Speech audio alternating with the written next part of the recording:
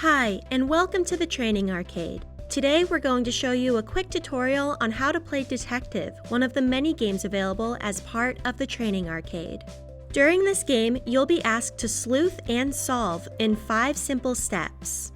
Step 1, the case. Review the case overview. Step 2, the evidence. Investigate each piece of evidence, which can be text descriptions, images, or videos.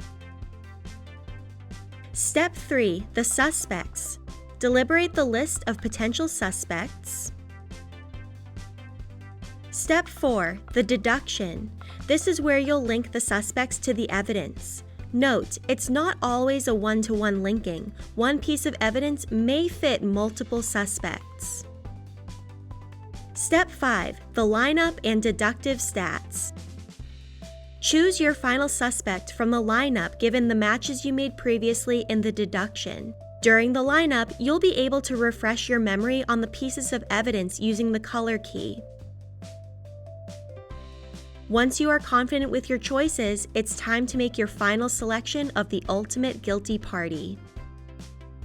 Not only can you then see if your choice was correct or incorrect, but also what would have been the correct lineup between the evidence and the suspects during the detective stats.